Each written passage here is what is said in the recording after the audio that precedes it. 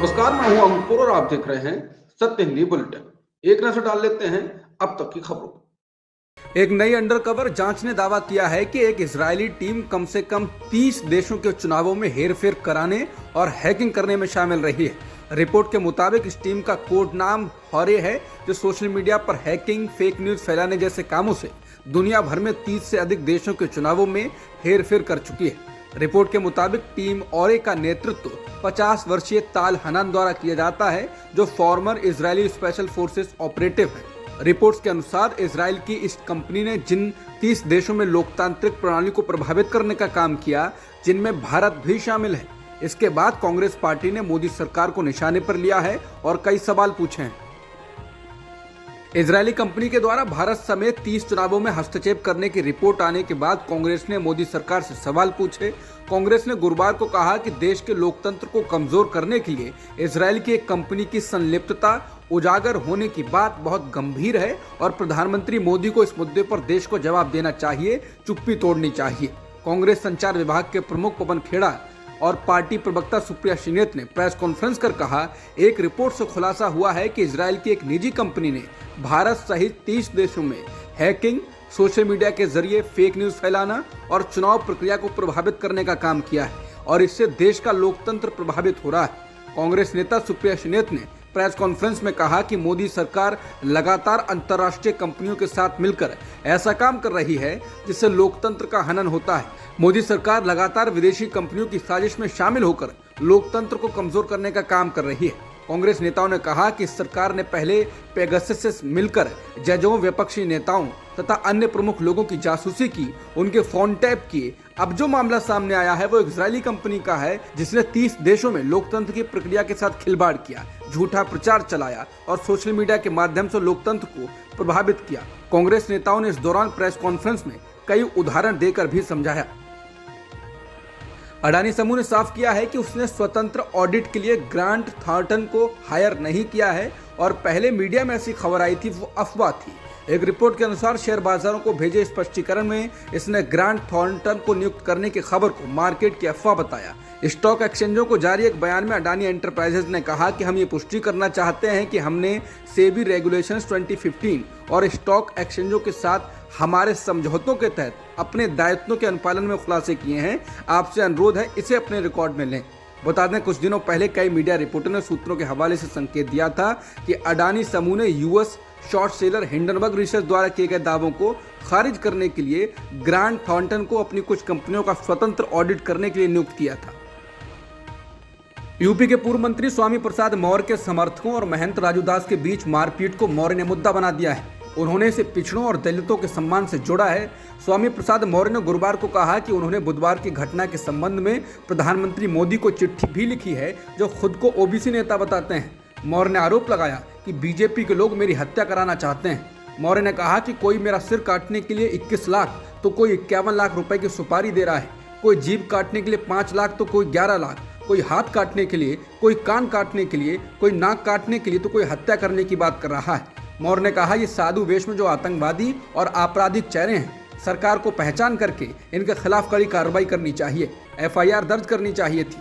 स्वतः संज्ञान लेते हुए ऐसे बयान देने वालों को, जिन्होंने इलेक्ट्रॉनिक प्रिंट मीडिया के सामने बयान दिया, बयान देते हुए उनकी फोटो भी है, उसके बावजूद सरकार के कान पर जूं नहीं रेंग रही है।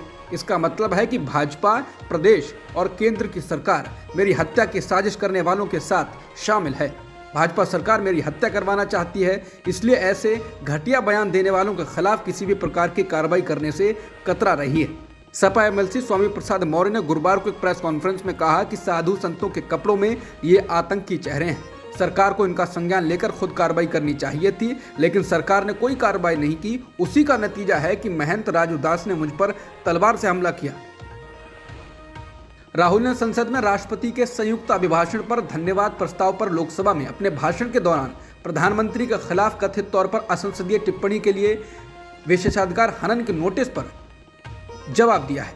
लोकसभा सचिवालय को भेजे अपने जवाब में राहुल गांधी ने कहा वो अपने बयान पर कायम है। संसद के अंदर उन्होंने जो भी कहा वो तथ्यों और सबूतों के आधार पर कहा है और जो कहा है उसके लिए वो माफी नहीं मांगेंगे। लोकसभा सचिवालय की तरफ से राहुल को निर्देश दिया था कि वो केंद्रीय मंत्री प्रहलाद जोशी और भाजपा सांसद दुबे द्वारा लोकसभा में प्रधानमंत्री मोदी के खिलाफ उनके भ्रामक, अपमानजनक, असंसदीय और आरोप प्रत्यारोपित बयानों को लेकर पेश किए गए विशेषाधिकार हनन नोटिस का जवाब दें। इसके लिए उन्हें 15 फरवरी तक का समय दिया गया था। कांग्रेस नेता राहुल गांधी ने एक बार फिर मोदी सरकार के उद्योगपतियों से रिश्तों को लेकर निशाना साधा।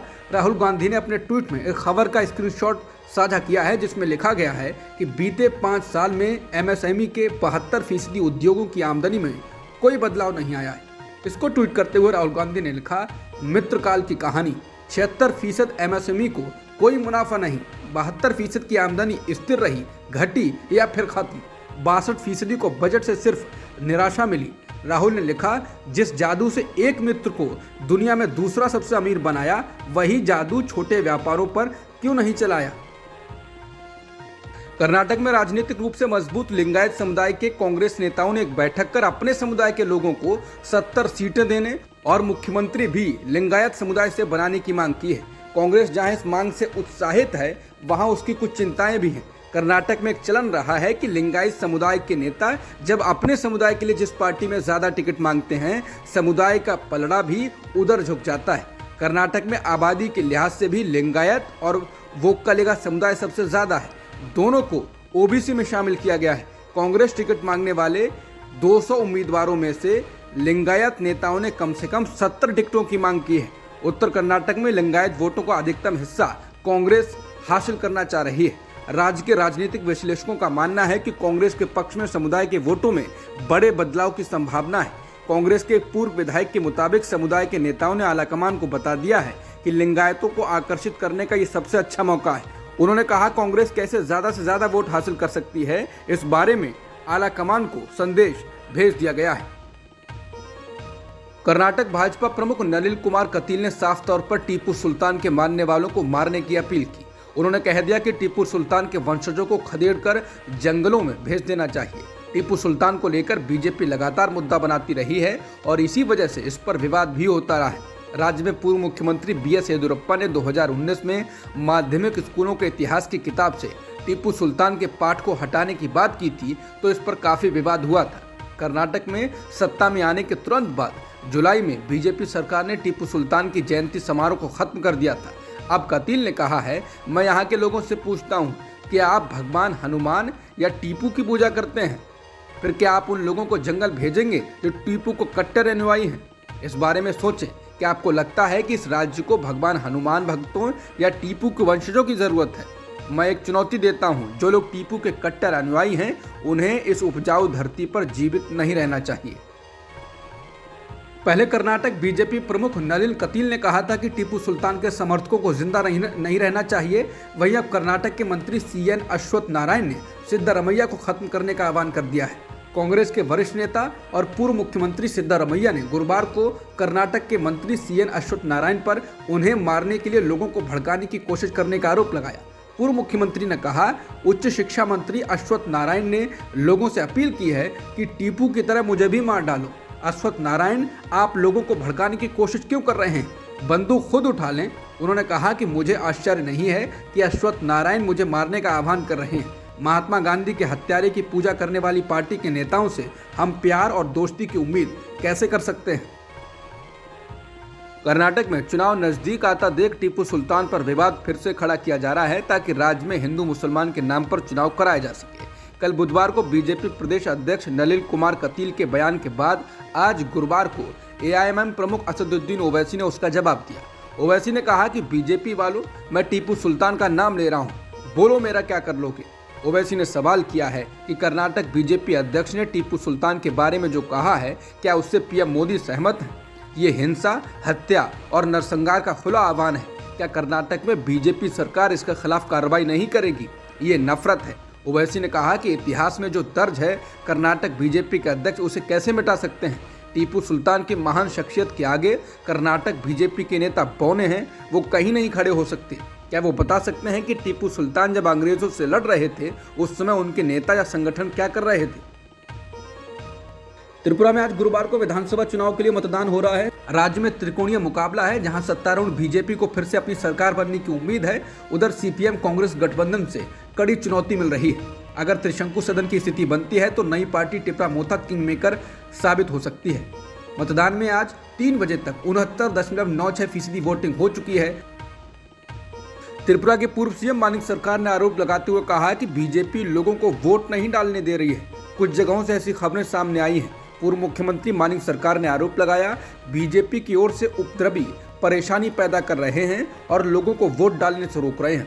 उन्होंने कहा कि हालांकि कुछ स्थानों पर मतदाता चुनाव आयोग से ये सुनिश्चित करने के लिए सड़कों को अवरुद्ध कर रहे थे कि वोट डालने के दौरान कोई बाधा ना हो, ये एक अच्छा संकेत है।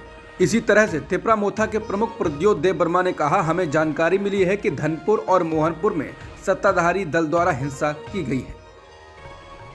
बीबीसी के दिल्ली और मुंबई दफ्तरों में छापे को तीसरा दिन बीतने वाला है, लेकिन भारत सरकार के आयकर विभाग ने ये नहीं बताया है कि उसे जिन चीजों की तलाश थी वो मिली या नहीं मिली। अलबत्ता न्यूज एजेंसी रॉयटर्स के मुताबिक आयकर अधिकारी बीबीसी के पत्रकारों के मोबाइल और लैपटॉप की जांच कर रहे हैं। हालांकि आयकर विभाग ने इस बारे में कोई बयान नहीं दिया है, लेकिन ये सवाल तो उठेगा ही कि आखिर बीबीसी के भारतीय पत्रकारों के मोबाइल और लैपटॉप में आयकर विभाग को किस चीज की तलाश है।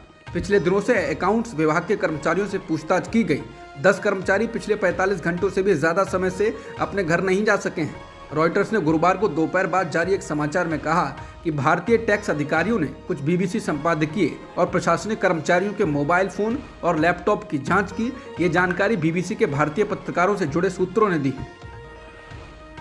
आरएसएस की साप्ताहिक पत्रिका 5 जनवरी में एक लेख लिखकर बड़ा आरोप लगाते हुए कहा गया है कि सुप्रीम कोर्ट को भारत विरोधी ताकतें टूल यानी एक औजार की तरह इस्तेमाल कर रही हैं। बता दें कि बीबीसी डॉक्यूमेंट्री को प्रतिबंधित करने के केंद्र सरकार के फैसले को सुप्रीम कोर्ट में चुनौती दी गई थी, जिस पर कोर्ट ने केंद्र सरकार को नोटिस जारी कर जवाब मांगा। इसी के बाद सुप्रीम कोर्ट पर 5 जनवरी पत्रिका में लिखे लेख में ये टिप्पणी की गई है।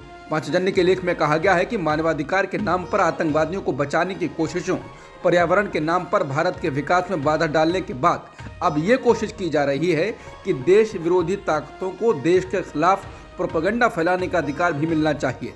लेख के अनुसार सुप्रीम कोर्ट को देश हित की सुरक्षा के लिए बनाया गया था, लेकिन ये देश विरोधी ताकतों द्वारा अपना रास्ता साफ करने के लिए टूल की तरह इस्तेमाल हो रहा है। लेख के अनुसार सुप्रीम कोर्ट देश के करदाताओं के पैसे से, भारतीय कानून से और भारतीयों की भलाई के लिए चलता है। 5 जनवरी के लेख में बीबीसी डॉक्यूमेंट्री को भारत को बदनाम करने के लिए प्रोपेगेंडा बताया गया और दावा किया गया है यह गलत और काल्पनिकता पर आधारित है। उपराष्ट्रपति जगदीप धनखड़ ने बुधवार को उपराष्ट्रपति निवास में भारतीय सूचना सेवा यानी आईएएस के प्रशिक्षु अधिकारियों से मुलाकात की और उनसे लोकतंत्र और राष्ट्रीयता के वास्तविक रक्षक बनने को कहा। उन्होंने कहा कि हमारा देश आज तरक्की के रास्ते पर आगे बढ़ रहा है, लेकिन हमारे खिलाफ डॉक्टर्ड नैरेटिव चलाया जा रहा है, गलत सूचनाओं का प्रसार किया जा रहा है। ये हम पर हमला करने का एक नया तरीका है। हमें इसके खिलाफ सतर्क रहना होगा और पूरी ताकत के साथ इसे बेअसर करना होगा। धनखड़ की ये टिप्पणी ऐसे समय में आई जब आयकर अधिकारियों ने बीबीसी दफ्तरों की तलाशी जारी रखी हुई है। बीबीसी पर मोदी को लेकर बनाई गई डॉक्यूमेंट्री के बाद ये सर्वे किए जा रहे हैं और बीजेपी के नेता लगातार बीबीसी पर हमला बोल रहे हैं। इस बीच धनखड़ ने इराक पर अमेरिकी हमले को लेकर कहा कि पिछले 1 दशक में एक वैश्विक समाचार संगठन द्वारा एक कहानी गढ़ी गई थी कि किसी के पास सामूहिक विनाश के हथियार थे और इसलिए मानवता के पक्ष में एक उचित एक्शन लेने की जरूरत है। पश्चिमी मीडिया ने बड़े पैमाने पर अमेरिकी दावे को स्वीकार किया था, जो बाद में गलत पाया गया कि सद्दाम हुसैन के इराक में सामूहिक विनाश के हथियार थे और इसका इस्तेमाल इराक पर आक्रमण को सही ठहराने के लिए किया गया था, जो कि गलत साबित हुआ। धनखड़ ने कहा कि अब जब भारत विकास कर रहा है, बढ़ रहा है, तो उसके पतन के लिए एक कहानी को आगे बढ़ाने के लिए भयावह डिजाइन है। हमें सतर्क रहना होगा। उन्होंने कहा, यह आक्रमण का एक तरीका है, हमें साहसपूर्वक इसे बेअसर करना होगा। अब तक की खबरों में इतना ही। बाकी खबरों के लिए बने रह सकते हैं आप सत्य हिंदी के साथ। नमस्कार।